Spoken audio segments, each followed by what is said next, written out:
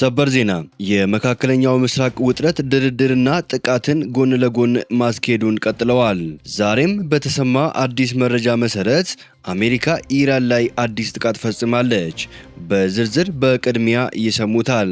የአሜሪካው ፕሬዝዳንት ዶናልድ ጄ ትራምፕ ከኢራን ጋር እየተደረገ ያለው ድርድር እስካሁን አልተሳካም፣ በድርድሩ ደስተኛ አይደለውም ብለዋል። ድርድሩ ካልተሳካ እኛ የጀመርነውን ተልዕኮ በቁርጠኝነት እንጨርሳለን ሲሉም ፕሬዝደንቱ ተደምጠዋል። የዚህም ዝርዝር ተዘጋጅቷል፣ ይሰሙታል። በሌላ በኩል ሩሲያ የበርካቶችን ስጋት የሆነውን የኢቦላን ክትባት ማግኘቷን ይፋ አድርጋለች። አስደሳች ዜና ነው ዛሬ ከሩሲያ የተሰማው። ይህንንም በመረጃችን አካተነዋል፣ ይሰሙታል። ወደ ሀገራችን ሁኔታ ስንመለስ በትግራይ ክልል ለአዲስ ጦርነት አስገዳጅ የወጣቶች አፈሳ ተጀምረዋል።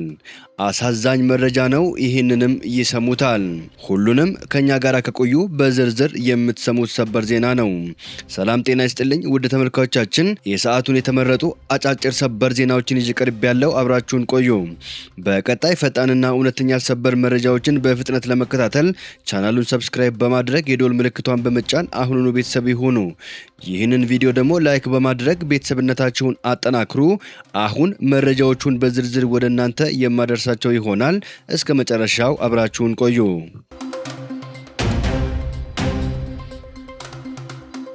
በቅድሚያ ሮይተርስ አንድ የአሜሪካ ባለስልጣናትን ጠቅሶ እንደዘገበው የአሜሪካ ጦር ሌሊቱን በኢራን በሚገኝ አንድ ወታደራዊ ጣቢያ ላይ አዲስ ጥቃት ፈጽመዋል። ባለስልጣኑ እንዳሉት ይህ ኢላማ የተደረገው ጣቢያ በአሜሪካ ኃይሎችና በሆርሙዝ የባህር ወሽመጥ በሚተላለፉ የንግድ መርከቦች ላይ ስጋት ደቅኖ የነበረ ነው።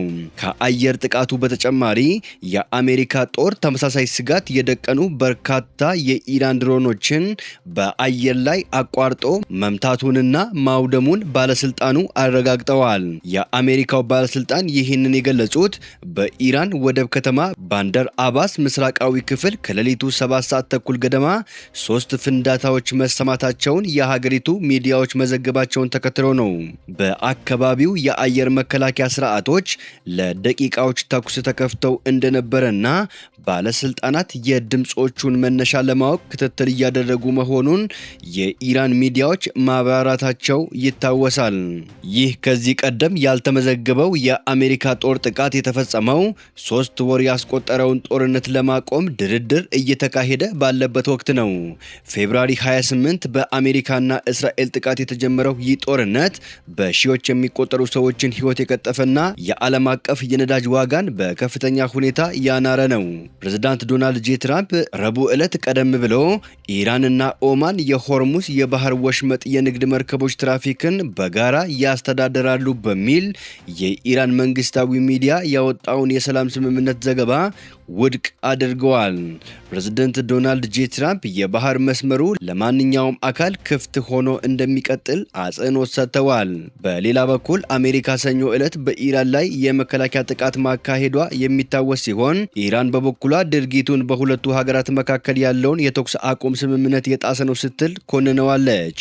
የአሜሪካ ጦር ማዕከላዊ እዝ እንዳስታወቀው በወቅቱ ኢላማ የተደረጉት በአሜሪካ ኃይሎች ላይ ስጋት የደቀኑ ፈንጂዎችን ለማጥመድ የሚሞክሩ ጀልባዎችና የሚሳኤል ማስወንጨፊያ ጣቢያዎች ነበሩ። በተያያዘ ዜና የአሜሪካው ፕሬዝዳንት ዶናልድ ጄ ትራምፕ ከኢራን ጋር እየተደረገ ያለው ድርድር እስካሁን አልተሳካም ብለዋል። ድርድሩ ገና ደስተኛ አላደረገንም ያሉት ትራምፕ ነገር ግን ደስተኛ እንሆናለን ብለዋል። ትራምፕ በአስተዳደራቸው ስር ካሉ ባለስልጣናት ጋር ባደረጉት ውይይት ላይ መሆን ያለበት በዚህ መንገድ ነው፣ አለበለዚያ ግን ተልዕኳችንን እንጨርሰዋለን ሲሉ ገልጸዋል። የኢራን ባለስልጣናት ድርድሩን እያካሄዱ ያሉት ደካማ ሆኖ ነው ብለዋል። ምን እንደሚሆን እናያለን፣ ተመልሰን ስራውን መጨረስ ይኖርብን ይሆናል ወይም አይኖርብንም ሲሉ አክለዋል። የኢራን መሪዎች ስምምነት ላይ ለመድረስ ይፈልጋሉ ሲሉም ትራምፕ ተደምጠዋል።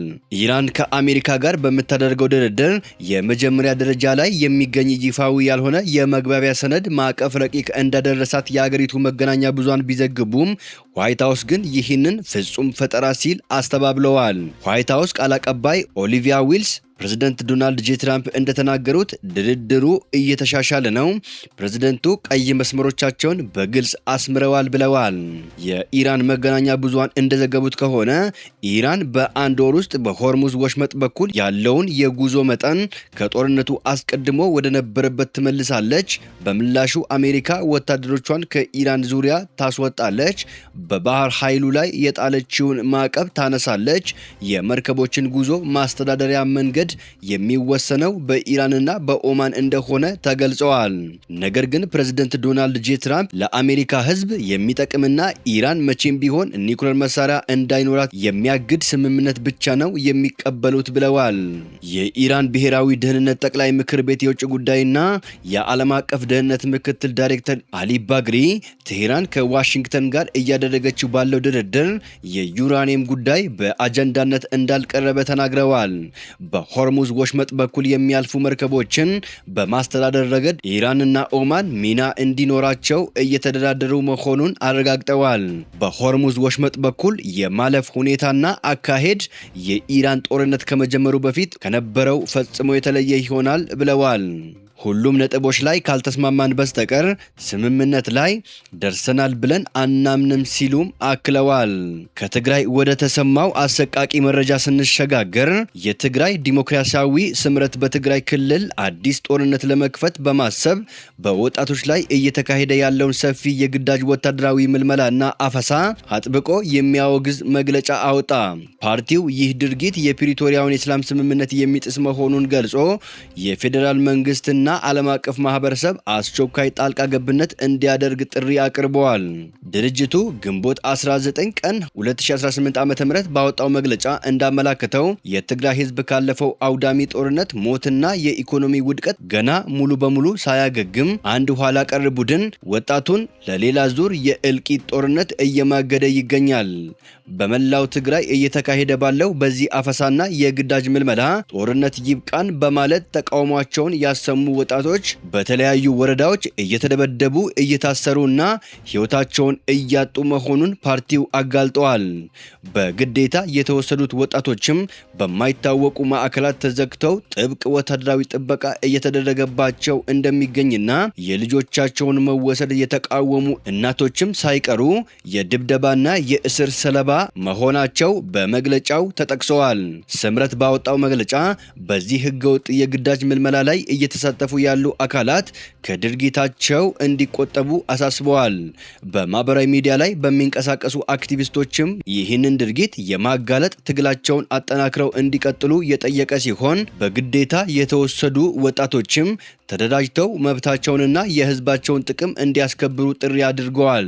የኢትዮጵያ ፌዴራል መንግስትና ዓለም አቀፉ ማህበረሰብ የትግራይን ህልውና የማረጋገጥና የህዝቡን ደህንነት የመጠበቅ ኃላፊነታቸውን እንዲወጡ እንዲሁም የፕሪቶሪያውን የሰላም ስምምነት በሚጥሱ አካላት ላይ ተገቢውን ተጠያቂነት እንዲያሰፍኑ አሳስበዋል።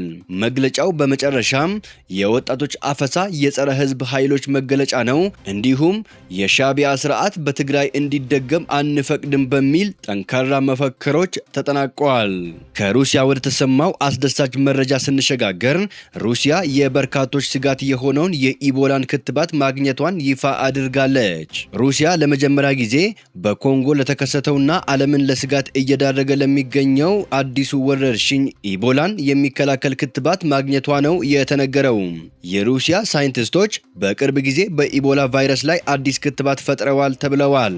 የዓለም ጤና ድርጅት በዚህ ወር በ17ኛው ቀን በዓለም አቀፍ የጤና ደንቦች መሰረት በኮንጎ ዲሞክራቲክ ሪፐብሊክና በኡጋንዳ የተከሰተውን አዲሱ የኢቦላ ወረርሽኝ ዓለም አቀፍ የህዝብ ጤና ድንገተኛ አደጋ መሆኑን ባወጀበት ወቅት ነው ሩሲያ ክትባቱን ማግኘቷን ያሳወቀችው።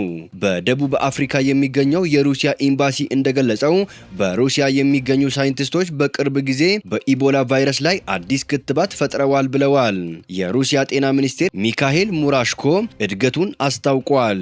ሳይንቲስቶች ክትባቱ በቅርብ ጊዜ በኮንጎ ዲሞክራቲክ ሪፐብሊክ ወረርሽኞች ጋር የተያያዘውን ብርቅዬ የቡንዲቡጎ ዝርያን ሊጎዳ እንደሚችል ተናግረዋል።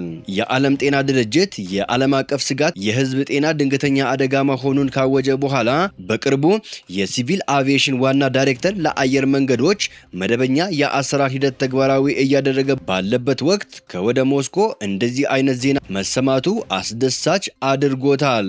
ኢቦላ ከፍተኛ የሞት መጠን ያለው ከባድ የቫይረስ በሽታ ሲሆን ደቡብ ሱዳንን፣ ኢትዮጵያን ጨምሮ ጎረቤት ሀገሮች ለበሽታው የመሰራጨት ከፍተኛ ተጋላጭነት እንዳላቸው የተገነዘበው የአፍሪካ የበሽታ መቆጣጠሪያና መከላከያ ማዕከላትም ወረርሽኙን አህጉራዊ የጤና ድንገተኛ አደጋ አድርጎ ገልጾታል።